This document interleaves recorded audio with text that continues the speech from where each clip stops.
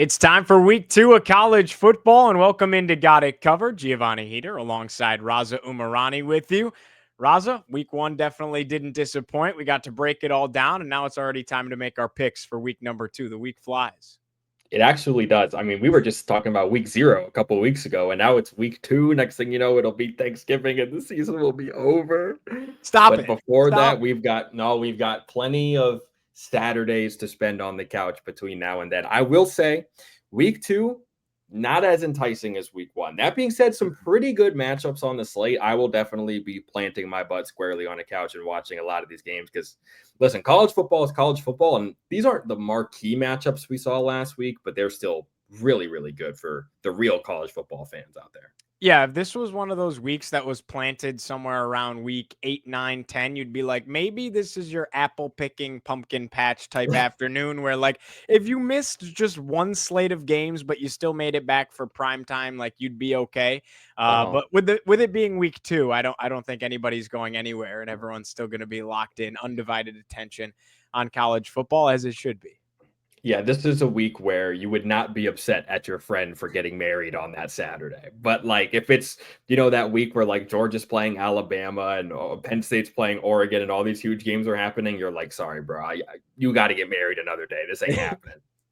All right, let's get right into things. And let's start by talking about really a banger of a game. And it's Illinois going on the road to take on Duke at Wallace Wade Stadium down in Durham. Illinois comes in 11 in the AP poll this week. Duke, we're really high on Duke. We projected them to win somewhere around 8, maybe even 9 games this season. They had a 9-win season a year ago. It's year 2 under Manny Diaz. We think that they upgraded at quarterback, bringing in Darian Mensah from Tulane. They looked pretty good last week at times. They got past Elon. It's week 1, whatever. There's ups, Uh-huh. there's downs. And then Illinois on the other side. I mean, this is a team that I have as a fringe college football playoff contender and possibly that not top tier in the Big Ten, but right below it, like almost as if it's like between the top of the Big Ten than everybody else. But Illinois is sneaking around in there, and that's kind of how I look at the Fighting Illini. Of course, you have Luke Altmaier at quarterback. Brett Bielema had a great year last year. Expectations are high in 2025. We're going to learn a lot about both of these teams on Saturday, and it's a noon kick. It's a way to start your day off right. Let me tell you, when game day's over, I will be flipping the channel to, I think it's ESPN this game is on, because I think Fox is the Iowa State game, which we'll also get into later. But this really is a banger. And again, like when we talked about in our ACC preview, Duke and how they're coming off of last year's success, but still might have some stuff left to prove this year. This was a game we circled that if Duke is able to win this game at home, not the craziest home field advantage, but I do think their fans will show up for this one, whatever Duke football fans there might be. Probably the same, type of fan we saw Phil out at North Carolina on Monday night before they Hey, left at halftime. place was a zoo, though, to start. It was. They listen for a place that's never sold out a football game ever. The little wristband action, the light show, it was all a good time. Listen, when Carolina was up 7-0, that's got to be the best that athletic program has felt since Caleb Love hit that shot against Duke 3 years ago in the Final Four. Because we all know what happened later that night for Bill Belichick. But in any case, this is a situation where I think Duke can really make a name for themselves. Because what are we talking about, right? If you win this game against a real, not just a Big Ten contender, but like you said, a college football playoff contender, another wrench gets thrown into the mix here in the ACC when we already saw Miami and Florida State look really good. And Clemson's obviously going to be fine. And man, I think that's going to happen. I like Duke in this game, man. I would take them straight up on the money line. I think they're 2.5-point home dogs. I would take Duke as a home dog here, man. I think Darian Mensah absolutely balled out in his first game. Now, granted, like neither of these teams played a quote unquote powerhouse or anything close to it. But like what you saw from Darian Mensah was what you He goes expected to see. 389 yards, 3 touchdowns. Yeah, his completion percentage was through the roof. Their receiver, I think his name is Cooper Barkate had a really big game, and Altmaier in Illinois, they played. I mean, gosh, I don't even remember, like Northern Illinois or something, Eastern Illinois, Jimmy Garoppolo University, one of these, I think FCS programs maybe. So I guess we only learned so Babers much. University. True. That's a good point. He was Jimmy So like, Garoppolo's head coach. people forget that. Mhm. So you got two teams that this is their first real test. I think Duke's defense is going to step up and make a couple plays. I think Mensa is going to become like a national household name after this game because Duke's going to find their way into the top 25 again.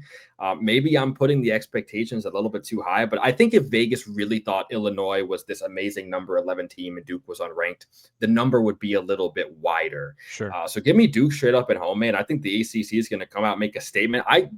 Last week's filling me with irrational hope that the ACC is going to hold their own this year, and I think Duke's going to help out in a big way this week. I'm with you. I'm taking the Blue Devils, and I'm taking them to. Yes. I don't even think it's that much of an upset, right? Like, yes, you're beating a number 11 team, but the spread's 2.5, and I like Duke to win this game. I do think it is a coin flip type of a game, though. Like, I could definitely see Illinois taking it, no question about it. I want to lay a bet for you, though. Not actually, but lay a number that I really do enjoy in this one. Over under is at 49.5. You got a Manny Diaz defense and you got an Illinois defense. Give me the under in this one. Give me the under, and for Duke to slime it up and win this one. I think Mensa is going to be big. I think Altmaier has the opportunity to be big. What defense shows up is going to win this football game. And I like a Manny Diaz coach defense. Like, we know that Duke has some talent on the defensive side of the football. They showed that last year. The numbers don't show wrong, right? They were statistically one of the better defenses in the ACC. I like Duke. I like Duke in this one, and I also like the play of the under 49.5. All right, let's move on to our next matchup. It's Iowa on the road taking on number 16 Iowa State at Jack Trice Stadium in Ames, Iowa. The Cyclones are 3.5-point favorites. The number's 41.5. We know that the Hawkeyes don't score points. I'm going big time on Iowa State in this one. I really I liked Iowa State coming into the year. And I don't think you can put a ton of stake into a week 0 Ireland game. Like, right. You're playing across the globe. Everything's different. It was also like spitting rain the entire time. It was a mud hole. Like, I don't think you can look at Rocco Beck's performance in Ireland and say that's what he's going to be in week 6 or whatever it may be. I think you're going to get a better taste of what Iowa State is like in this game, particularly because they're going to be playing a really solid defense. The question is, what does Mark Gronowski look like on the other side for the Hawkeyes, right? Like, does Iowa have any kind of a pulse on offense? So I like Iowa State. The number's only 3.5. I like them to cover that. Like, this game's always close. It's a fantastic rivalry, one of the best ones in college football. There's no question about that. Give me an Iowa State by 4. So 3.5 is actually a great number. I like the Cyclones in this one to win at home, and that's really the biggest reason why as well. They're at home. Honestly, this is one of those plays where, like, man, I'm forgetting what the number is, but like in the last 20 or 25 years, this game has gone under like all but twice. Right. Or something like that. Like, the under always hits, and the total's 41.5. You would want to take the under here. This might be a position where I fade the public and take the over, because for the billionth year in a row, people are telling me, oh, no, Iowa can actually throw the ball, even though they had like 50 passing yards last week. I do think that Iowa State's obviously the better team on paper, and I think they get the better quarterback. But everything gets thrown out the window in this game, man. We've seen, when Iowa's been really good these last few years, we've seen Iowa State beat them in Kinnick. We see it come down to last-second field goals all the time. Honestly, if I had to pick a play, it might be Iowa plus 3.5. Because the scoring margin is always this big in this rivalry, man. You always see a 20-19 final score or a 17-16 final score. It's like field goals, field goals, field goals. So I would like the under, but I feel like the number is so low because everybody's going to be riding it. So in a game that I think will be decided by a field goal or less, I'll take the hook. Give me Iowa plus 3.5, but I do like Iowa State to win this one outright. They're just a better team. I believe in their offense a little bit more. I worry a little bit, like we saw Kansas State come back from Ireland and almost lose to North Dakota. Iowa State did not have that problem, but now it's like You're playing again. You don't have this time off. Since you're coming back from Ireland, it could be a little tricky. But I do think Iowa State wins the game outright. But give me the Hawks to cover the 3.5, but come up short of reclaiming the Cy-Hawk trophy. There you go. All right, we got another one. It's another noon kick. Baylor, they're on the road heading to Dallas to take on number 17 SMU. And this is a really interesting one because I think a lot of people had Baylor as a serious contender towards the top of the Big 12, right? And then SMU, obviously we know the story with them. Last year played in the ACC championship, but one of the more favorable schedules in the conference. This year things look a little bit different on the schedule for SMU. They're a top 25 team. Let's see it. You got Kevin Jennings. Rhett Lashley is a great coach. And then on the other side for Baylor, tough loss in week 1 against Auburn. Do they bounce back? Unfortunately for Baylor, you're playing not in Waco, but you're playing on the other part of the state in Dallas. So I find this to be a very fascinating game. SMU is 2.5-point favorites. What that tells me is Vegas says you're at home. Here's 2.5 points. This is a coin flipper. 64.5 is the number. It feels a little high, but I don't hate it at the same time. So again, a fascinating game. I think I like Baylor to bounce back here. I don't think SMU is this hostile environment by any means, and Baylor is used to playing in big stadiums and whatnot. I mean, they just played Auburn, right? And was that at Jordan Hare, I believe? That was at home, actually. Okay, it was at home for Baylor. Pardon me. But you get what I'm saying. I don't think SMU blows your socks away as a hostile environment. Give me Baylor to go in there and pull off a win here. And as much as I love to be an ACC homer and say that like the ACC showing its strength and it feels a little different all of a sudden with Florida State getting the big win over Alabama and we just picked Duke to beat Illinois, and like I get that, but I've never really been that high on SMU this year. I think the cupcake schedule really played into their favor year 1 in the ACC. Like I think they're a good team and a good program. Don't get me wrong. I think Kevin Jennings has flashes of brilliance and then doesn't, like any young quarterback, right? Particularly in that Penn State game in the playoffs. I think Rhett Lashley's a great young coach, but I like Baylor to go on the road and especially with the chip on their shoulder they're going to have after losing to Auburn last week and letting a big opportunity get away. Yeah, this is a fascinating one because again, you're going to have Texas guys playing Texas guys. Yeah. And I mean, Texas is the ultimate high school football state. These guys went to high school together, played against each other in high school at all these different 1A, 2A, 3A levels. Like this is going to be a really, really fun game to watch, in my opinion. Before the year started, I felt comfortable saying SMU was going to win this game, and not a lot has happened to like dissuade me from that opinion. Like Sawyer Robertson had a decent game last week against Auburn, but not fantastic. And their defense they couldn't stop a nosebleed on the ground. Jackson Arnold just took their lunch money. Now they were able to claw their way back into it, but their defense just didn't live up to the hype. If you think the total of 64.5 is high, I mean, this feels like a 35-31 football game in my mind. Like I actually would like the over there, but when it comes to picking a winner, I think I'm still going to stick with SMU here. I think I trust Kevin Jennings more than I trust Sawyer Robertson.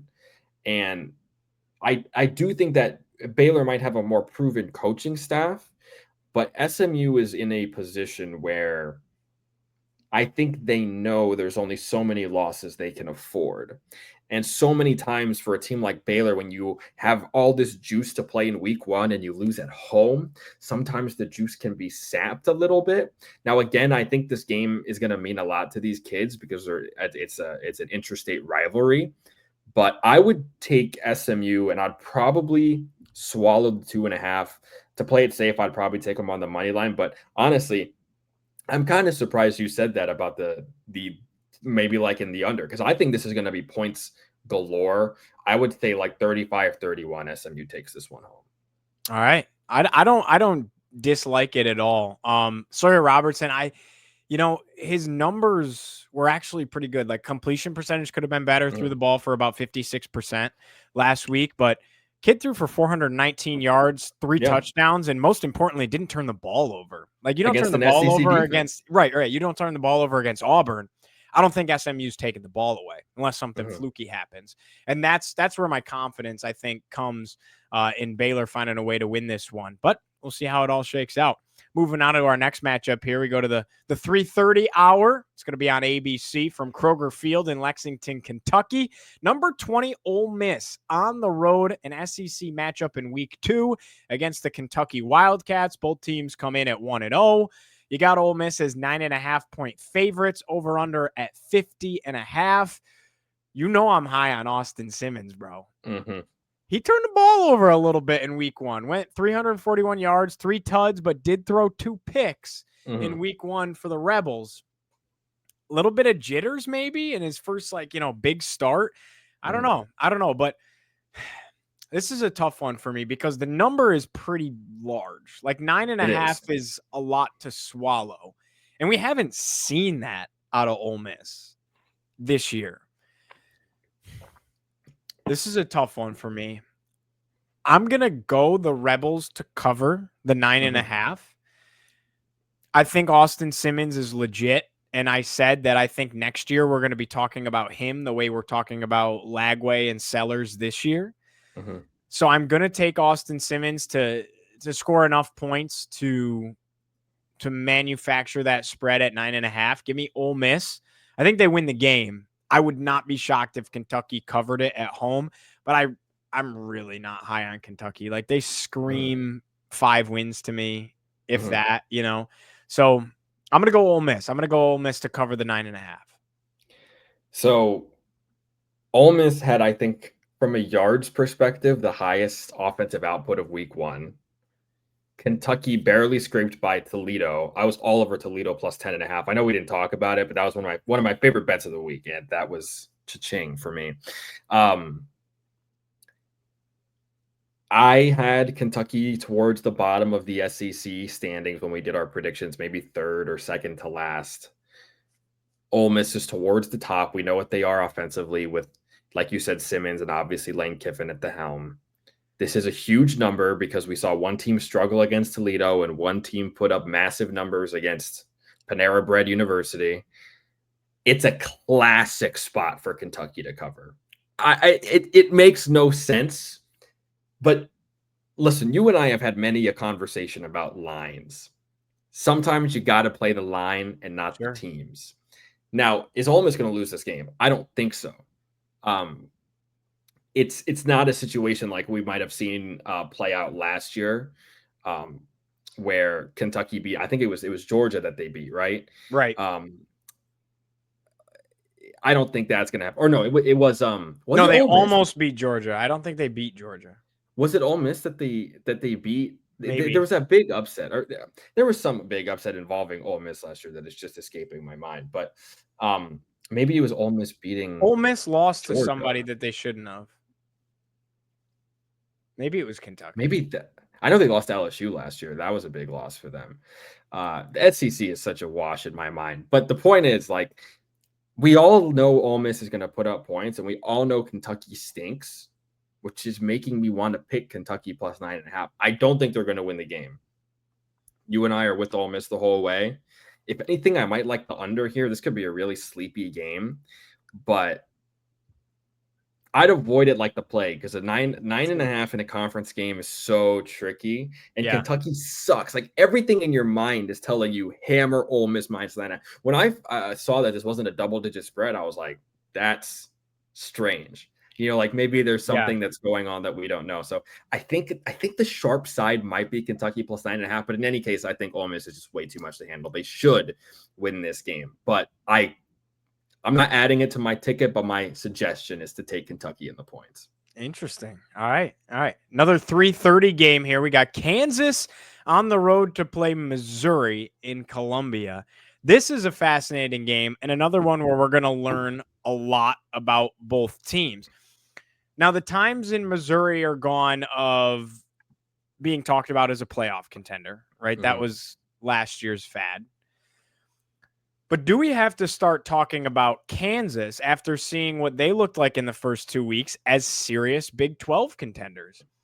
I think I had them finishing like 9th or 11th. And I told you that day in the Big 12, I would not be shocked if somebody in that realm were to still come out on top, because that's how deep and fascinating the Big 12 is and could go any which way. And I even said on that day, look out for Kansas, because if Jalen Daniels stays healthy and he looks like what he's looked like at his best at times, Kansas could be a serious contender.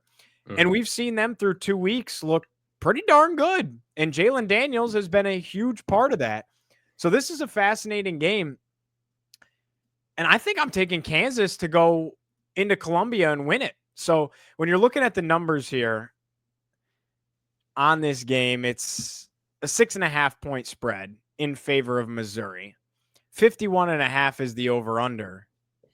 I like Kansas to go win the game. Call me crazy. I'm actually totally with you, man. What I've seen from Jalen Daniels in these first couple of games is a guy that's playing like he's got nothing to lose.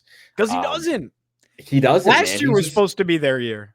He's just going out there and trying to prove that he's still a good player, because last year was such a disaster for them.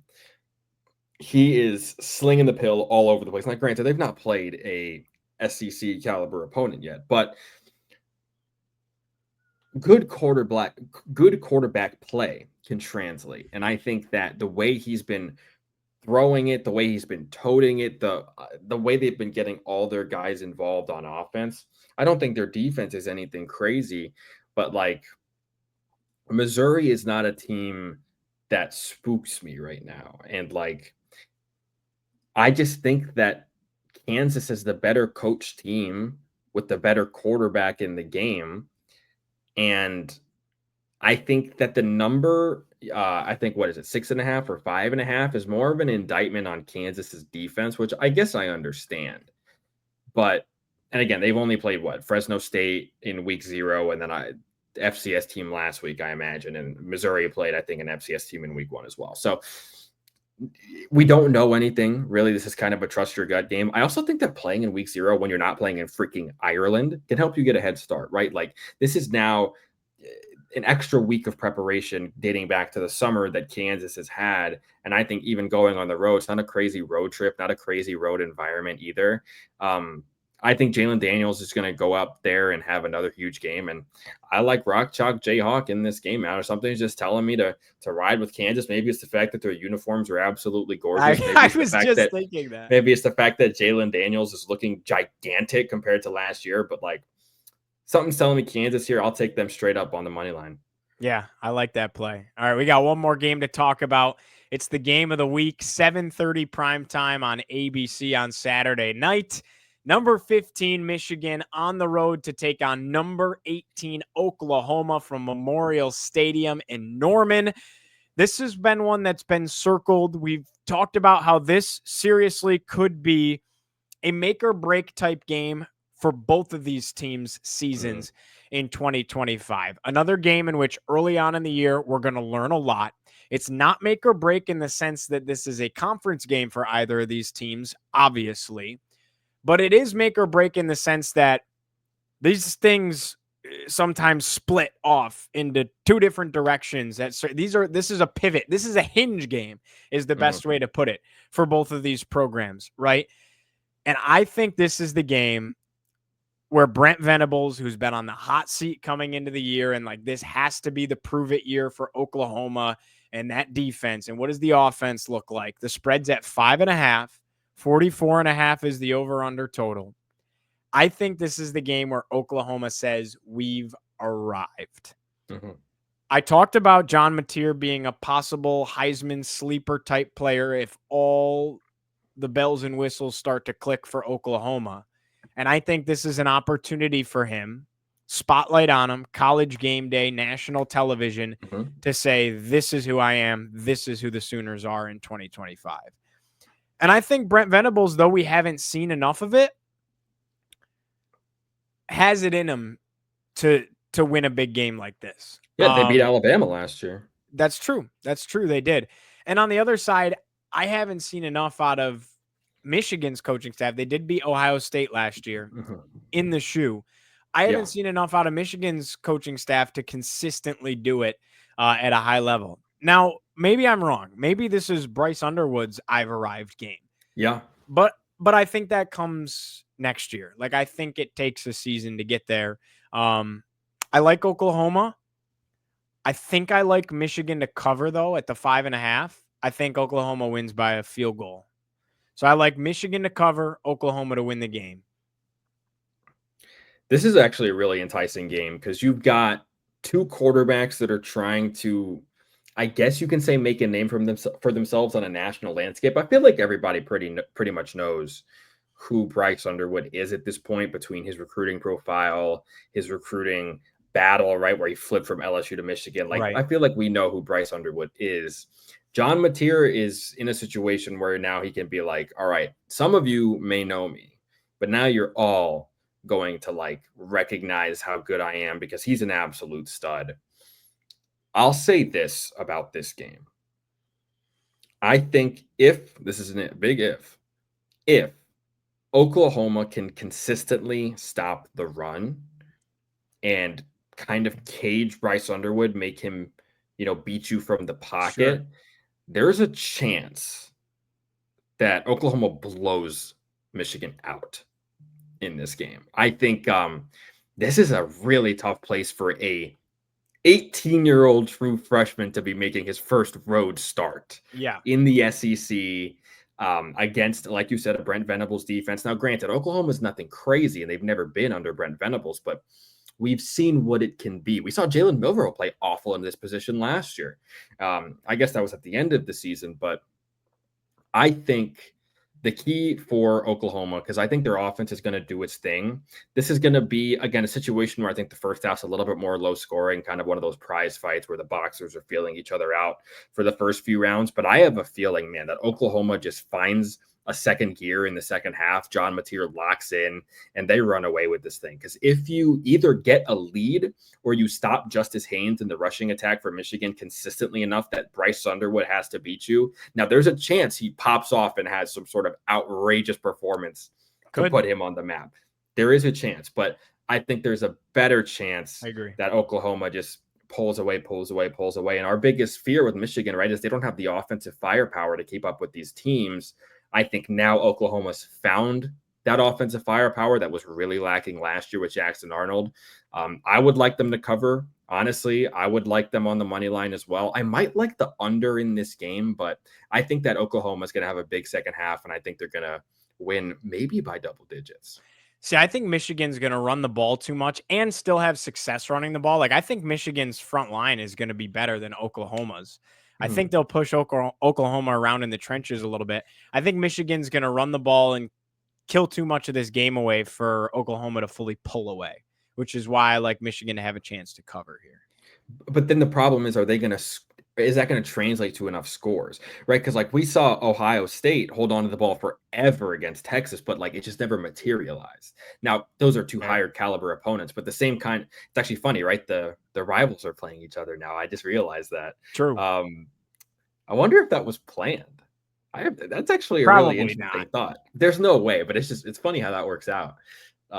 So last week they were each other's biggest, like every Oklahoma fan was rooting for Ohio State. Now every Ohio State fan is rooting for Oklahoma and vice versa. Right. That's aside from the point though. I'm just like, I think this is a situation where is Michigan capable of scoring enough points to keep up is my question. Fair. Well, at 7:30, I'm going to be busy anyways because Diego Pavia and Kyron Drones are going to be going at it in Blacksburg. Yes, and that's where my attention will absolute be. cinema. Yeah, Absolute. It's going to be locked in. This will be the game on the laptop while the ACC Yes. network is showing some, Yes. exit where light, our enter loyalty night. lies. Yeah, 100%. Yeah, everybody was asking me like, dude, you got to come over watch this game. I'm like, that's not even the game of the night, man. Come on. You're going to have prime time home opener for Lane Stadium under the lights, Maroon Effect. Yeah, you know where to find me. I'll be on the ACC network. Exactly.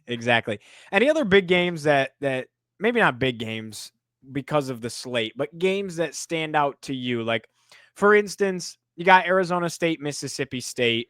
Mm-hmm. That's at prime time. That's in Starksville. I think Arizona State goes out there and takes care of business. by 2 touchdowns. That's just kind of my take on that game. Yeah. Another game that stands out to me that's probably worth mentioning, believe it or not, USF's playing at the Swamp.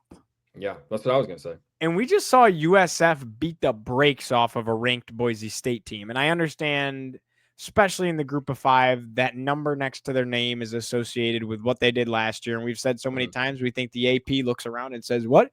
We must have a group of 5 team ranked. Let's put them at 25, and it's Boise State because they made the playoff. Like, I get all that. None of us saw Boise State getting blown out, though. I mean, none of us saw that coming. Maybe USF's legit. Maybe USF is the team we have to be talking about, possibly being a playoff contender. So a little bit of a test for Lagway and Florida. Like, I like them to win the game. The number is 17.5. I don't know if I like them at 17.5.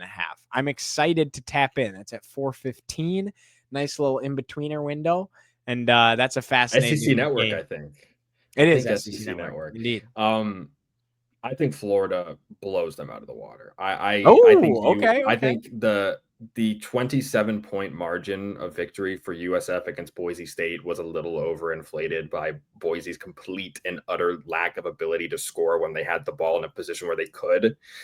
Now, granted, they deserved to win the game, and like they did beat them down, but I don't know that it was as bad as everybody thinks it was. And I think that the perception is that USF completely dominated that game. If that wasn't the case, this number would be much closer to 24-25.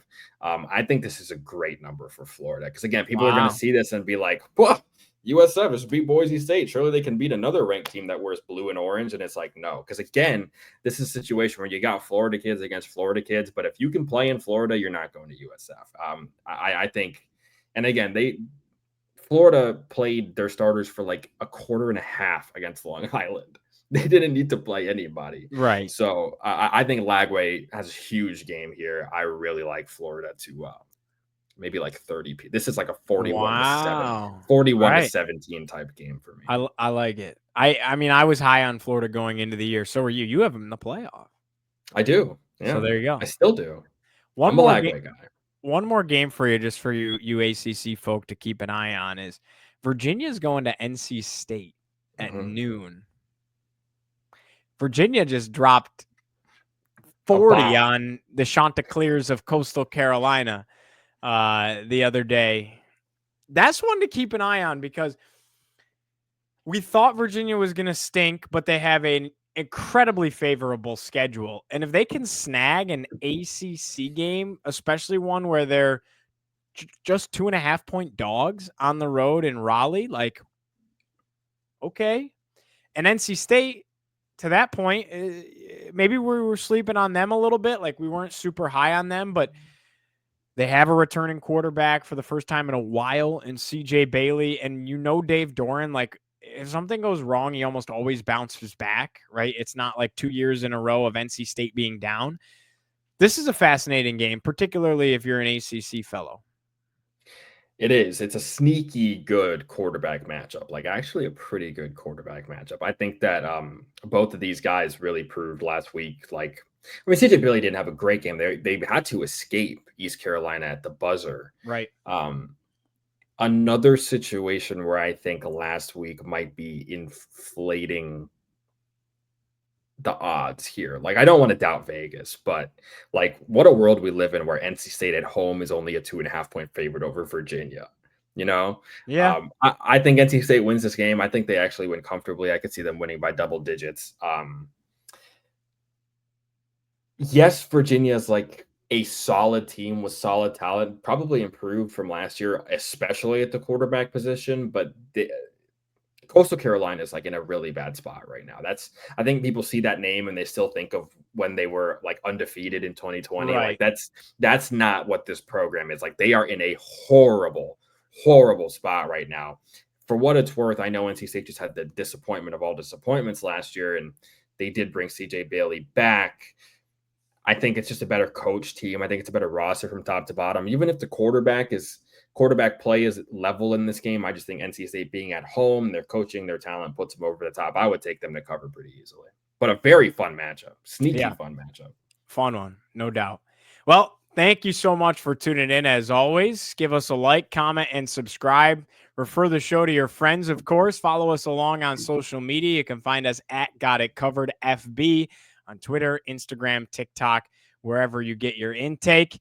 And enjoy your college football weekend. Enjoy your college football Saturday. Be on the lookout. Plenty of NFL content coming out. We're going to be predicting the playoffs and our postseason awards. And we're also predicting week 1 in the National Football League. So double dipping here on Got It Covered. Very busy week for the both of us.